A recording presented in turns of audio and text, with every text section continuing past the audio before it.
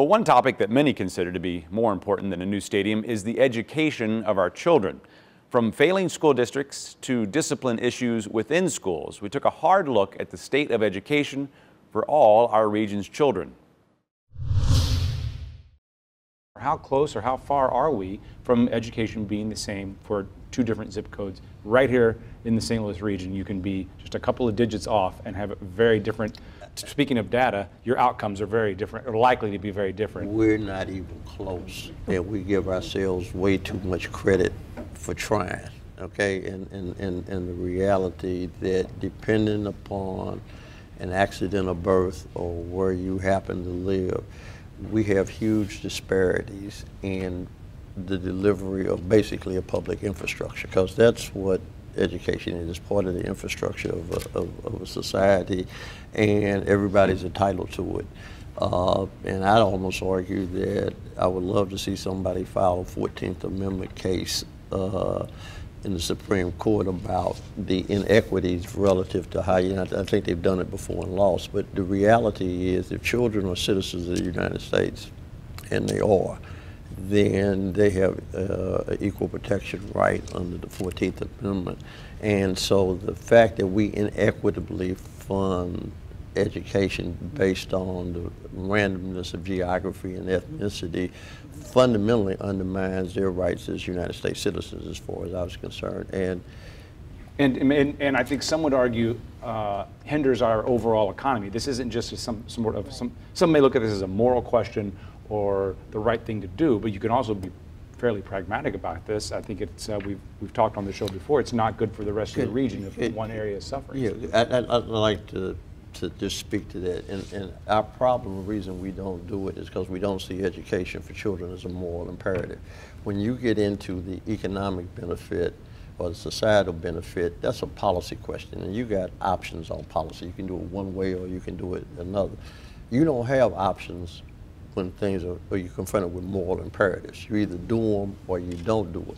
And once we make education, again, a moral imperative, then we're going to be required as adults in a society to live up to that responsibility. So I think you do, that the problem is with framing it in non-moral terms. And we have that moral responsibility to children, and we're failing to meet it for a lot of children, not all children, but for way too many children every day.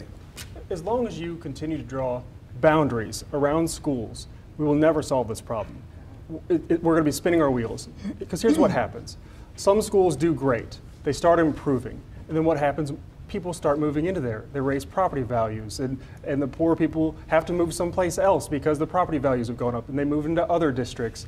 This is what happens. People move into better districts, and some other district then has a surplus of low achieving disadvantaged students who come from poor families, and then the people there move out because that district's not doing well, and they move into the other districts that start performing better. So as long as you continue to draw circles around schools and say you have to go here because you live here, we're going to have the same problem. The discipline gap in Missouri, this is looking at the school year of 2011-2012, over 27% of African American high school students received suspensions, while only about 7% of white students were suspended. So just picking up on what Norm and I were talking about, what do you see that represents? What does that tell you about what's going on in your school and schools at large? Well, the first thing that comes to my mind is a clear understanding of expectations. And do we have the same expectations for all of our students? That is starting on the district level where I sit, and then translated on down to all the various stakeholders that we are responsible for the students. If we do not clearly articulate what we expect of our classroom communities, and if there are inequities, that needs to be articulated and explained. And from my perspective, if we notice that this is happening, it needs to be addressed.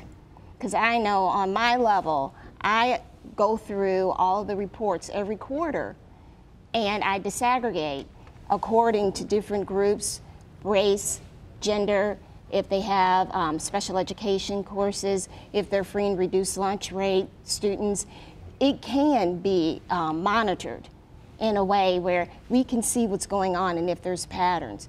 So yes, it's telling me that there isn't a clear expectation for all students, that we're doing our best to keep our students in school. Okay, see how that plays out in the classroom is that when kids know that they're behind, and teachers set this in what in some cases can be an unreasonable expectation for certain kids that they know are behind, it kind of creates this attitude in a kid where the kid does not necessarily present themselves well from that point on. They don't know how to deal with failure, and they need people to coach them on how to bounce back from situations when they happen. If you don't have someone that can really work closely with kids in those moments where they're behind or they're lacking some kind of information that they need to be successful, if you don't have an individual that can relate to them and can really work with them at that critical key moment in their life, that downward trend is going to take place, and from that point on, it's going to be difficult moving forward. What should we be doing when the problem can look, I'm guessing, very different between different school districts? It can, and it concerns me when we make blanket statements about what should be done for children. You know what, every situation for families are different, and we haven't even talked about bringing parents into the conversation and partnering with parents and creating real, authentic, caring relationships with our parents. It's not just the schools. We have to have parents in there and have them accountable, and if they need support, how can we support them? And in some cases, it's educating them.